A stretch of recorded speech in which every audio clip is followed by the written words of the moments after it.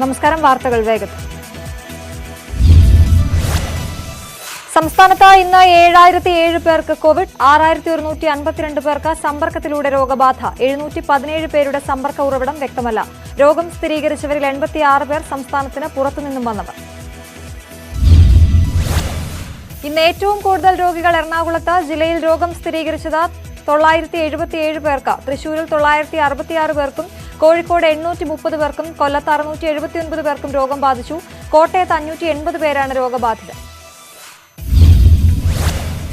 7252 പേർക്ക് ഇന്ന് രോഗം ഭേദമായി. 78,420 പേരാണ് ഇപ്പോൾ ചികിത്സയിലുള്ളത്. ഇതുവരെ 4,22,410 പേർക്ക് രോഗശമനമുണ്ടായി. ഒരു ദിവസത്തിനിടെ 64,192 സാമ്പിളുകൾ പരിശോധിച്ചു. സംസ്ഥാനത്ത് 29 കോവിഡ് മരണങ്ങൾ കൂടി സ്ഥിരീകരിച്ചു. ഇതോടെ ആകെ മരണസംഖ്യ 1771 തിരൂർ പുല്ലൂർ എലിക്കാട്ടിപ്പറമ്പിൽ അമ്മയും കുഞ്ഞും കിണറിൽ മരിച്ച നിലയിൽ. തെക്കുമുറി സ്വദേശി പാറമ്മൽ റാഷിദിന്റെ ഭാര്യ തസ്നി, മകൾ റിസാന ഫാത്തിമ എന്നിവരെയാണ് വീട്ടിലെ കിണറ്റിൽ മരിച്ച നിലയിൽ കണ്ടെത്തിയത്. 6 മാസം ഗർഭിണിയായിരുന്നു തസ്നി. മൃതദേഹങ്ങൾ മഞ്ചേരി മെഡിക്കൽ കോളേജിലേക്ക് മാറ്റി.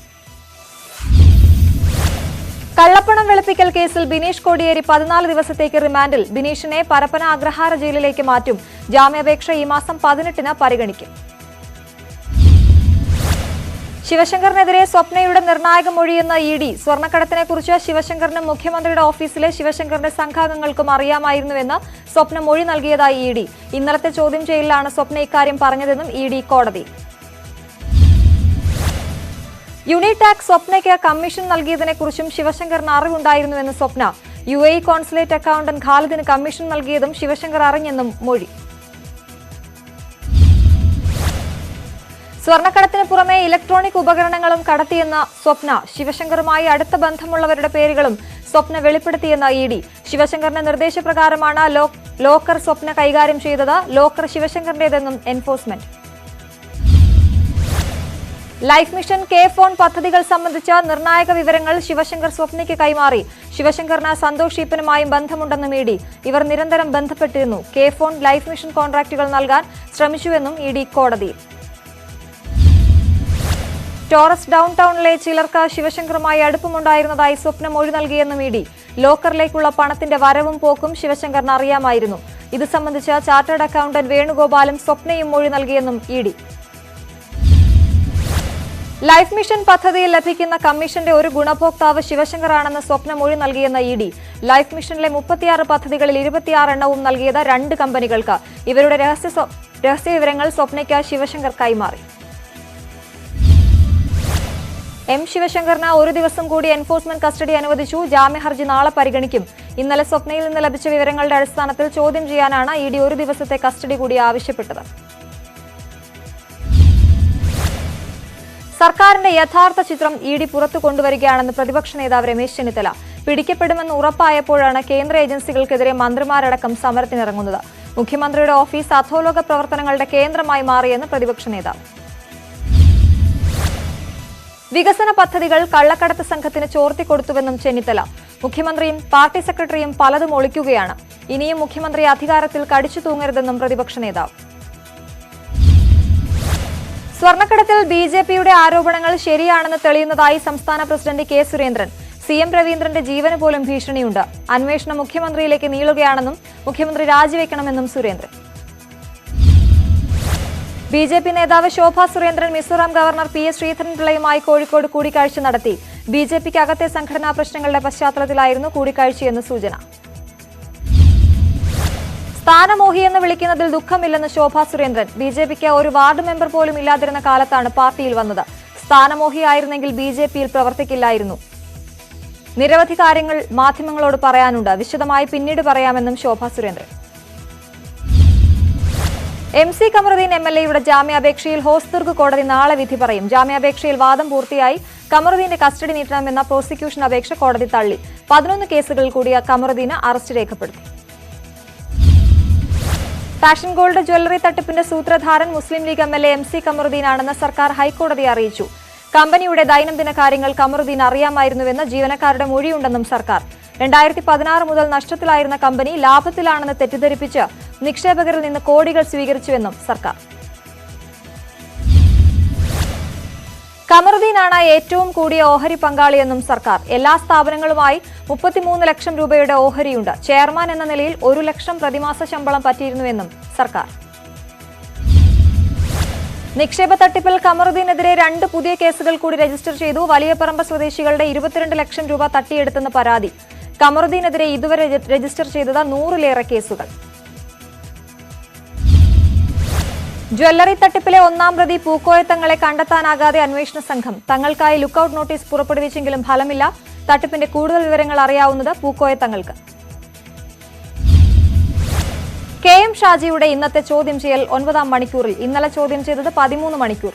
വീട് നിർമ്മിക്കാൻ ഭാര്യ വീട്ടിൽ നിന്ന് പണം ലഭിച്ചെന്നും വാഹനം വിറ്റെന്നും ഷാജി. ഓൺലൈൻ മാധ്യമങ്ങളെയും OTT പ്ലാറ്റ്ഫോമുകളെയും വാർത്താ പ്രക്ഷേപണ മന്ത്രാലയത്തിന് കീഴിലാക്കി കേന്ദ്ര സർക്കാരിന്റെ നിർണായക നീക്കം. ഷോപ്പിംഗ് പോർട്ടലുകളും മന്ത്രാലയത്തിന് കീഴിലാക്കി. നെറ്റ്ഫ്ലിക്സ്, ആമസോൺ, ഫ്ലിപ്കാർട്ട് തുടങ്ങിയ എല്ലാ സൈറ്റുകൾക്കും ഇനി സർക്കാർ നിയന്ത്രണം ബാധകം. ഓൺലൈൻ മാധ്യമങ്ങളെ നിരീക്ഷിക്കുന്നതിനും നിയന്ത്രിക്കുന്നതിനുമായാണ് കേന്ദ്ര സർക്കാർ നടപടി. ഓൺലൈൻ ന്യൂസ് പോർട്ടലുകൾ, OTT പ്ലാറ്റ്ഫോമുകളായ Hotstar, Netflix, Amazon Prime video എന്നിവയെല്ലാം ഇനി കേന്ദ്ര വാർത്താവിനിമയ മന്ത്രാലയത്തിന്റെ കീഴിൽ. ഓൺലൈൻ സിനിമ, ദൃശ്യ ശ്രാവ്യ പരിപാടികൾ ഉൾപ്പെടെ കേന്ദ്ര വാർത്താ വിതരണ മന്ത്രാലയത്തിന് കീഴിലാക്കി രാഷ്ട്രപതി ഒപ്പിട്ട വിജ്ഞാപനമിറങ്ങി. NDA ഭരണം നിലനിർത്താനായെങ്കിലും ബീഹാറിൽ സർക്കാർ രൂപീകരണത്തിൽ അനിശ്ചിതത്വം തുടരുന്നു. മുന്നണിയിലെ ഏറ്റവും വലിയ കക്ഷി BJP ആണെങ്കിലും നിതീഷ് കുമാറിന് മുഖ്യമന്ത്രി സ്ഥാനം നൽകുമെന്ന BJPയുടെ പ്രഖ്യാപനം. എന്നാൽ തെരഞ്ഞെടുപ്പ് ഫലം വന്നിട്ടും നിതീഷ് കുമാർ തുടരുന്ന മൗനത്തിൽ അഭ്യൂഹങ്ങൾ. ബീഹാറിൽ ജനാധിപത്യം ഒരിക്കൽ കൂടി വിജയിച്ചു എന്ന് പ്രധാനമന്ത്രി നരേന്ദ്രമോദി. മുഖ്യമന്ത്രിയെ തീരുമാനിക്കാൻ NDA യോഗം ഉടൻ ചേരും. മുന്നണിയിലെ ഏറ്റവും വലിയ കക്ഷി BJP എങ്കിലും നിതീഷ് കുമാറിന് മുഖ്യമന്ത്രി സ്ഥാനം നൽകിയേക്കുമെന്ന് സൂചന. ബീഹാറിൽ നിതീഷ് കുമാർ തന്നെ മുഖ്യമന്ത്രിയാകുമെന്ന് JDU സംസ്ഥാന അധ്യക്ഷൻ വസിഷ്ഠ് നാരായൺ സിംഗ്. നിതീഷ് കുമാർ വ്യക്തി മാത്രമല്ല, നേതാവ് കൂടിയാണ്. മുന്നണിയിൽ JDUവിന് സീറ്റ് കുറഞ്ഞത് ചർച്ചയാക്കേണ്ട കാര്യമില്ലെന്നും ധാർമ്മികതയുടെ പ്രശ്നം ഉദിക്കുന്നില്ലെന്നും JDU സംസ്ഥാന അധ്യക്ഷൻ.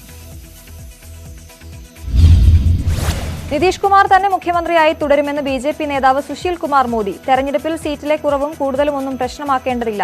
എന്നാൽ JDUവും BJPയും തുല്യശക്തരാണെന്നും സുശീൽ കുമാർ മോദി.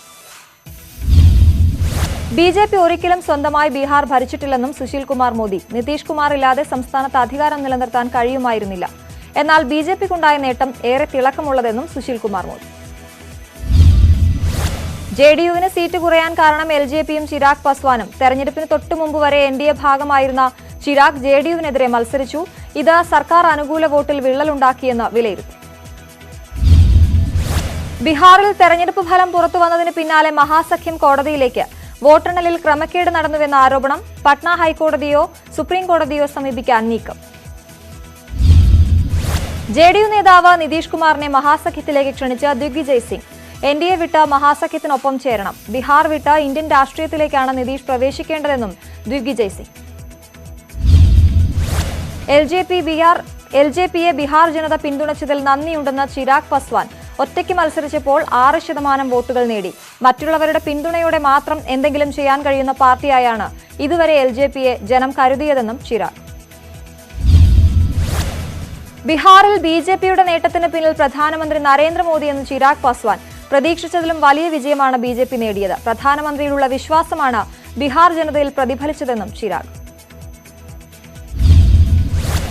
ബീഹാറിന് മാത്രമല്ല, രാജ്യം മുഴുവനുള്ള ജനങ്ങൾക്കും പ്രധാനമന്ത്രി നരേന്ദ്രമോദിയുടെ നേതൃത്വത്തെ വിശ്വാസമെന്ന് കേന്ദ്രമന്ത്രി പ്രകാശ് ജാവദേക്കർ. ജനങ്ങൾ രാജ്യത്തിന്റെ പുരോഗതി ആഗ്രഹിക്കുന്നു. പ്രതിപക്ഷ രാഷ്ട്രീയത്തെ ജനം നിരസിച്ചെന്നും ജാവദേക്കർ. മധ്യപ്രദേശ് ഉപതെരഞ്ഞെടുപ്പിൽ മികച്ച വിജയം നേടിയതിന് പിന്നാലെ പ്രകോപന പ്രസംഗവുമായി ജ്യോതിരാദിത്യ സിന്ധ്യ. മതേതരനാണെങ്കിൽ ജയശ്രീ വിളിക്കുന്നതിൽ എന്താണ് തെറ്റെന്ന് സിന്ധ്യ. പ്രധാനമന്ത്രി 130 കോടി ഇന്ത്യക്കാരുടെ നേതാവാണ്. അദ്ദേഹം ജയ് ശ്രീറാം വിളിക്കുന്നതിൽ ആരും ആശങ്കപ്പെടേണ്ട കാര്യമില്ലെന്നും സിന്ധ്യ. ചില കോൺഗ്രസ് നേതാക്കളെ പോലെ അധികാരത്തിനുള്ള മത്സരത്തിന് താനില്ലെന്നും സിന്ധ്യ. 2 പതിറ്റാണ്ട് പ്രവർത്തിച്ച പാർട്ടിയിൽ നിന്ന് BJPയിലെത്തുമ്പോൾ പൊരുത്തപ്പെടാൻ ചില പ്രയാസങ്ങളുണ്ട്. എങ്കിലും തന്നോട് സഹകരിച്ച BJP നേതാക്കൾക്ക് നന്ദി പറയുന്നതായും സിന്ധ്യ.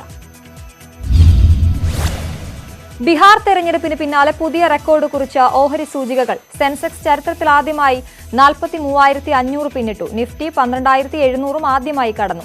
ബീഹാറിൽ NDA ഭരണം ഉറപ്പിച്ചതും മറ്റ് സംസ്ഥാന ഉപതെരഞ്ഞെടുപ്പുകളിലെ BJPയുടെ കുതിപ്പും വിപണിക്ക് നേട്ടമായി.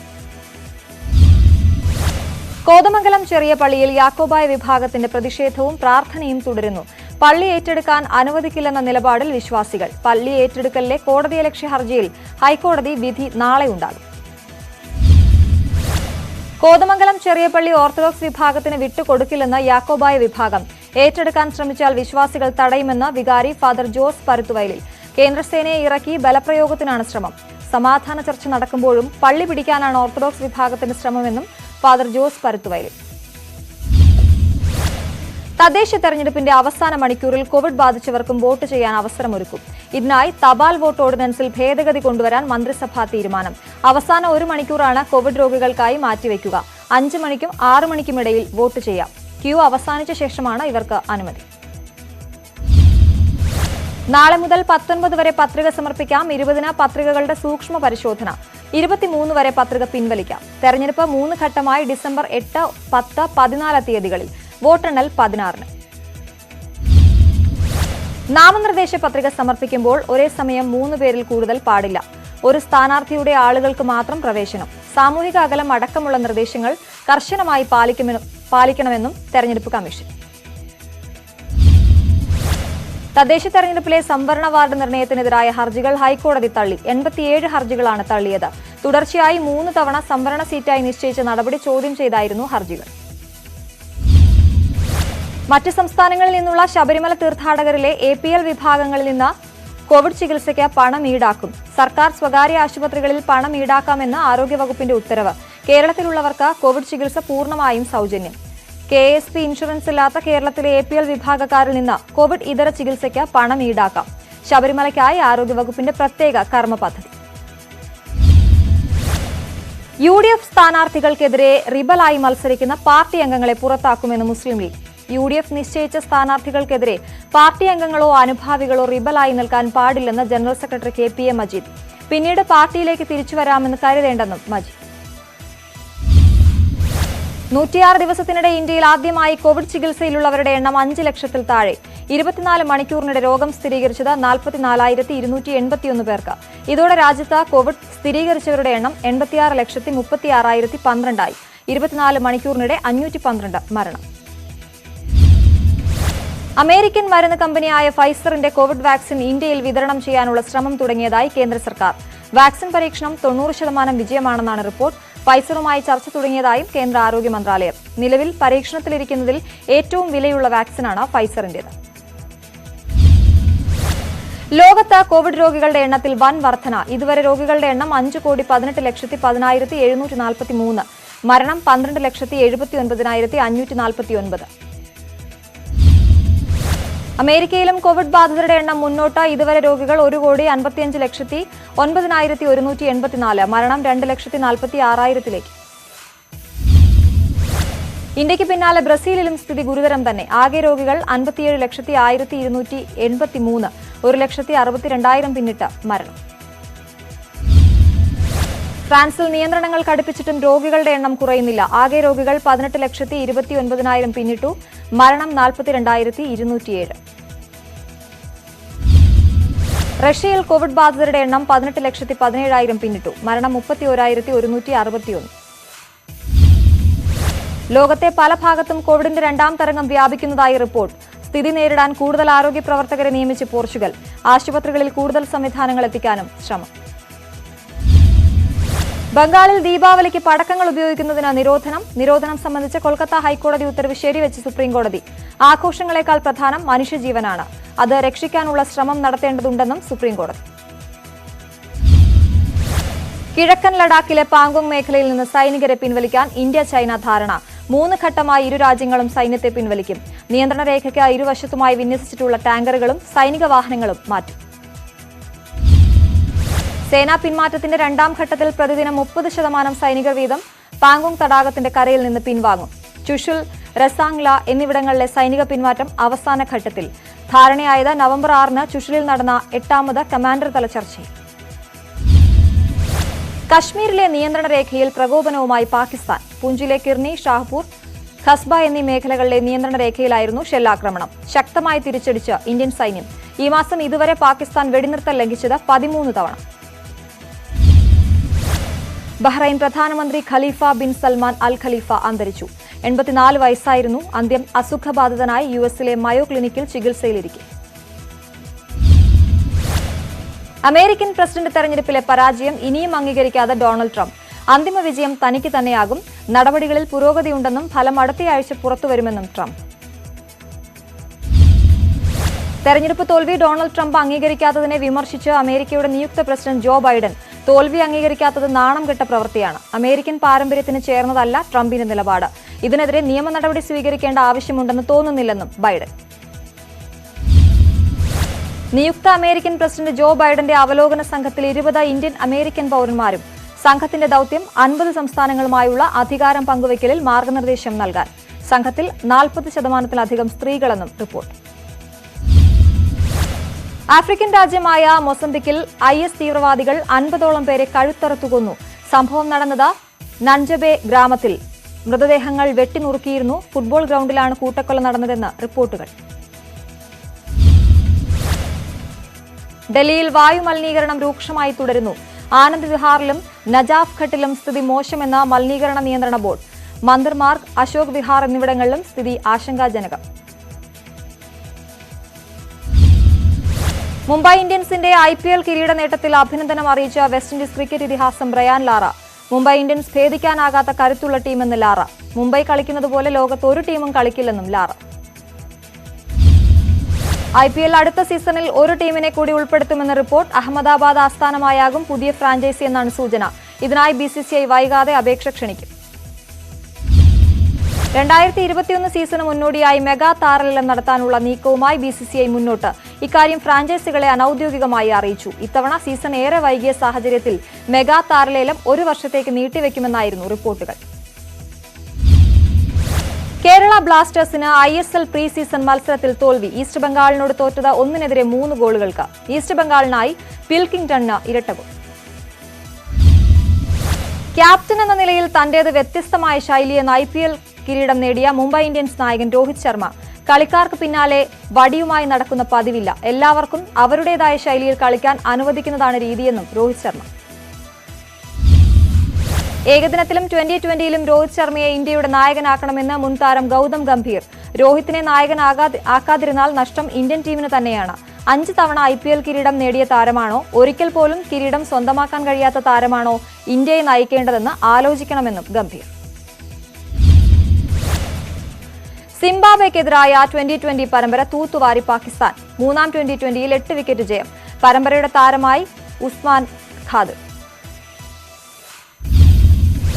പാകിസ്ഥാൻ ടെസ്റ്റ് ക്രിക്കറ്റ് നായക സ്ഥാനത്ത് നിന്ന് അസർ അലിയെ നീക്കി. ബാബർ അസം പുതിയ നായകൻ. ഇനി മുതൽ 3 ഫോർമാറ്റിലും പാകിസ്ഥാനെ നയിക്കുക Babar Azam. Indian cricket team സെലക്ടർമാർക്കായി അപേക്ഷ ക്ഷണിച്ച BCCI. നടപടി 5 അംഗ സെലക്ടർമാരിൽ 3 പേരുടെ കാലാവധി തീരുന്ന സാഹചര്യത്തിൽ ഞായറാഴ്ച വരെ അപേക്ഷ സമർപ്പിക്കാം. ഇന്ന് അണ്ടോറയ്ക്കെതിരായ പോർച്ചുഗലിന്റെ സൗഹൃദ ഫുട്ബോൾ മത്സരത്തിൽ സൂപ്പർ താരം ക്രിസ്ത്യാനോ റൊണാൾഡോ കളിച്ചേക്കും. താരത്തിന്റെ പരിക്ക് സാരമുള്ളതല്ലെന്ന് സൂചന. സഹതാരങ്ങൾക്കൊപ്പം പരിശീലനത്തിനിറങ്ങി സൂപ്പർ താരം. അടുത്ത 5 വർഷത്തേക്ക് ന്യൂസിലൻഡിൽ നടക്കാനിരിക്കുന്ന എല്ലാ രാജ്യാന്തര ക്രിക്കറ്റ് മത്സരങ്ങളുടെയും സംപ്രേഷണാവകാശം സ്വന്തമാക്കി ആമസോൺ. ഇക്കാലയളവിൽ ന്യൂസിലൻഡിൽ ഇന്ത്യ കളിക്കുക 2 പരമ്പരകൾ. ടെലിവിഷൻ ചാനലുകൾക്കൊന്നും സംപ്രേഷണാവകാശം നൽകിയിട്ടില്ല. ന്യൂസിലൻഡ് പര്യടനത്തിനെത്തിയ West Indies cricket team quarantine ലംഘിച്ചതായി കണ്ടെത്തൽ. അവശേഷിക്കുന്ന ക്വാറന്റീൻ കാലയളവിൽ പരിശീലനം നടത്താനുള്ള അനുമതി റദ്ദാക്കി. താരങ്ങളുടെ അച്ചടക്ക ലംഘനത്തെപ്പറ്റി അന്വേഷിക്കുമെന്ന് west Indies cricket board. England cricket താരം ജെയിംസ് വിൻസിന് കോവിഡ്. രോഗം സ്ഥിരീകരിച്ചത് പാകിസ്ഥാൻ സൂപ്പർ ലീഗിൽ കളിക്കാനായി കറാച്ചിയിലെത്തിയ ശേഷം നടത്തിയ പരിശോധനയിൽ. PSL ആദ്യ മത്സരം ശനിയാഴ്ച.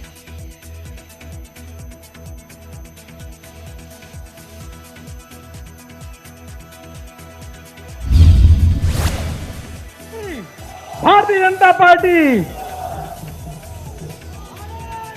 भारत माता की, भारत माता की। मैं तो विश्व के सबसे लोकप्रिय नेता हम सबके बीच में माननीय प्रधानमंत्री जी हैं। मैं विश्व की सबसे बड़ी पार्टी के राष्ट्रीय अध्यक्ष माननीय JP नड्डा जी से निवेदन करूंगा कि यहाँ पे कार्यकर्ताओं को और देश भर के करोड़ों कार्यकर्ताओं जनता आज सुन रही है उनको संबोधित करें माननीय जेपी नड्डा जी। कृपया ढोलक बंद करेंगे।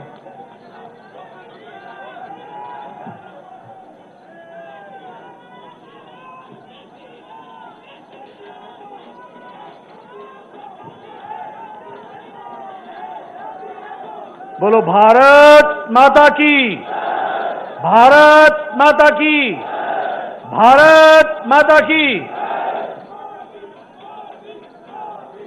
आज के इस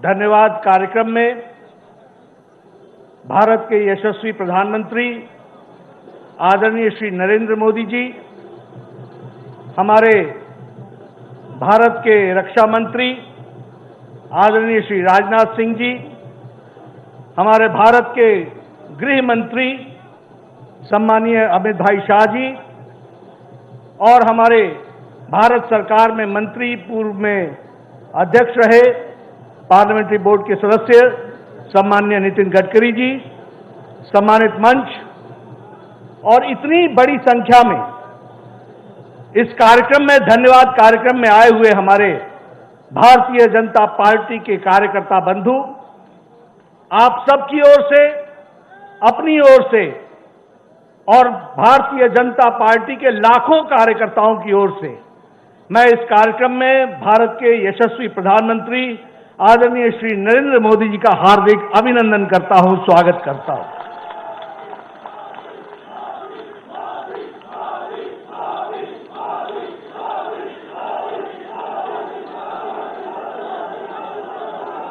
यह अभिनंदन आदरणीय प्रधानमंत्री जी का लाखों करोड़ों कार्यकर्ता की ओर से, जहां मैं वंदन करता हूं, अभिनंदन करता हूं, वहीं जो उन्होंने अथक प्रयास देश और समाज को आगे बढ़ाने के लिए किया है, वह सच में देश को एक नई दृष्टि और दिशा देने वाला है। यह भी चुनाव जो कल संपन्न हुआ, यह चुनाव सिर्फ बिहार का चुनाव नहीं था, यह चुनाव लद्दाख से लेकर के तेलंगाना और कर्नाटक तक के प्रदेशों के उपचुनाव भी थे। ये गुजरात से लेकर, मध्य प्रदेश से लेकर और मणिपुर, नॉर्थ ईस्ट तक के भी उपचुनाव थे। और इन चुनाव में बिहार समेत जिस तरीके की जीत भारत की जनता ने और बिहार की जनता ने दिया है, उसके लिए कोटि कोटि धन्यवाद।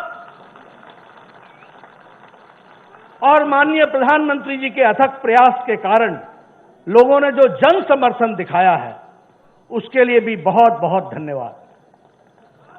मित्रों, यह चुनाव कोविड के पश्चात, कोविड संक्रमण के पश्चात यह पहला बड़ा चुनाव था। हम सब के लिए भी बहुत दिक्कत की बात थी।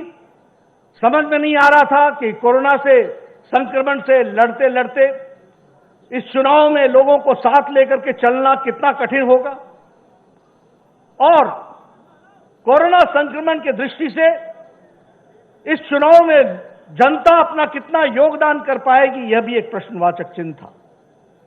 लेकिन बिहार की जनता हो, मध्य प्रदेश की जनता हो, गुजरात की जनता हो, मणिपुर की जनता हो, लद्दाख की जनता हो, तेलंगाना की जनता हो या फिर कर्नाटक की जनता हो, सभी ने एक स्वर से कमल के निशान पर मोहर लगा करके आदरणीय मोदी जी के काम को उन्होंने मोहर लगाई है, यह हम पूरे विश्वास के साथ कह सकते हैं।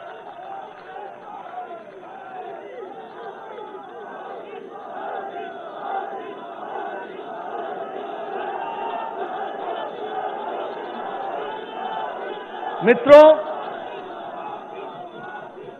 यह कोरोना का संक्रमण इसने बड़े शक्तिशाली देश को भी, उनके नेतृत्व पर भी प्रश्न खड़े किए। इस कोरोना के संक्रमण ने शक्तिशाली देश के भी स्वास्थ्य व्यवस्थाओं को असहाय देखा।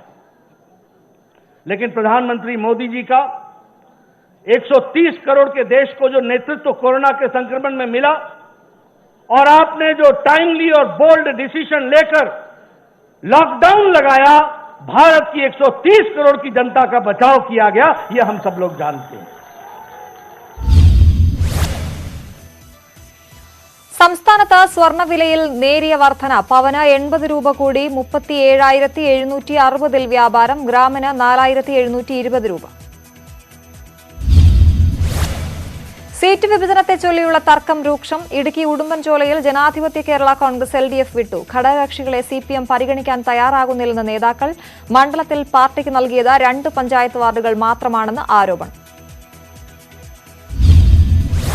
തിരുവനന്തപുരത്ത് തദ്ദേശ തെരഞ്ഞെടുപ്പ് പ്രചാരണ പ്രവർത്തനത്തിനിടെ സ്ഥാനാർത്ഥി മരം വീണ് മരിച്ചു. മരിച്ചത് കാരോട് ഗ്രാമപഞ്ചായത്ത് പുതിയ ഉച്ചക്കട വാർഡിലെ UDF സ്ഥാനാർത്ഥി ഗിരിജ. ഭർത്താവിനൊപ്പം ഇരുചക്രവാഹനത്തിൽ സഞ്ചരിക്കുമ്പോഴായിരുന്നു മുറിച്ചുകൊണ്ടിരുന്ന മരം ദേഹത്തേക്ക് വീണത്.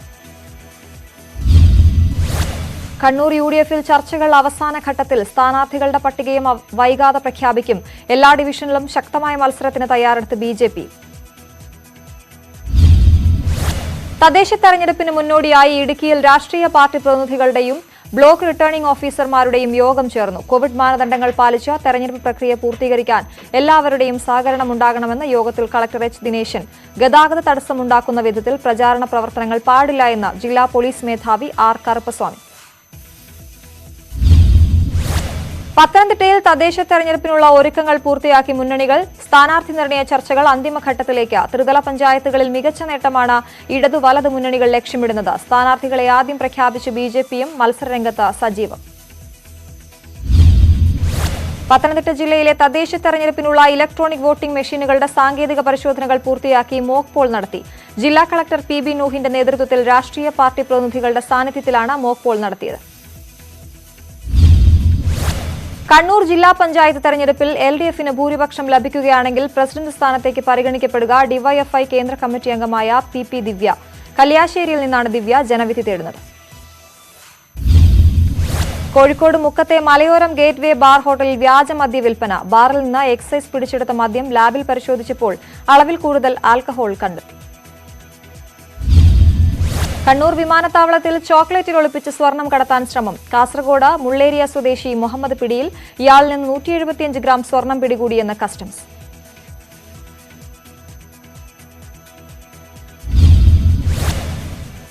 ഇനിയൊരു റിപ്പോർട്ടിലേക്കാണ്. പതിറ്റാണ്ടുകൾക്ക് മുൻപ് ജലസംരക്ഷണത്തിന്റെ ആവശ്യകത ഇങ്ങനെ ചർച്ചയാകും മുൻപ് തന്നെ ചെന്നൈയിൽ ഒരു റെയിൻ സെന്റർ സ്ഥാപിക്കപ്പെട്ടു. മഴവെള്ളം സംഭരിക്കുന്നതിനെക്കുറിച്ച് ബോധവൽക്കരിക്കാനുള്ള കേന്ദ്രമാണ് ഇത്.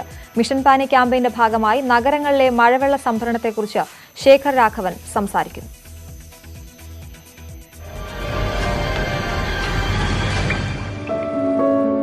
Last year was the turning point.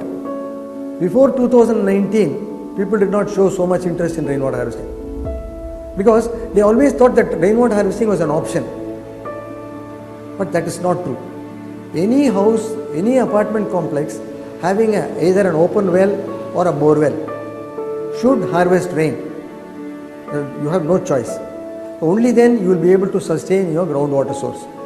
And that people have started realizing. But still, my feeling is that they are not choosing the correct structures. Though they are keen to implement harvesting in their houses, the correct structure is always a recharge well, which is 15 feet deep and the diameter varies from 3 to 5 feet. And these recharge wells should be left empty. And you should divert all the rainwater falling within your premises into these recharge wells. That will go and improve your groundwater source. It will improve the quantity, it will improve the quality. So, whereas people are now doing it the wrong way. What they are now doing is make a hole in the ground and insert a PVC pipe, which is only about 6 inches in diameter. So that is a bad structure according to us. Because once it gets clogged, not a drop will go. The response has been extremely good from the residents. Even the government have now started digging recharge wells on the road, which is a very good sign. Love water and rain the way you love your children. That is so important. And not only making water everybody's business, you should also make rainwater harvesting everybody's business.